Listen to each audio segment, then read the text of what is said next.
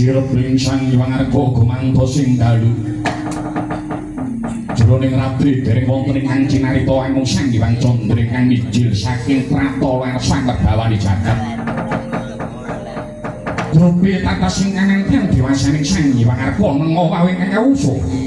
dene wancine wang guru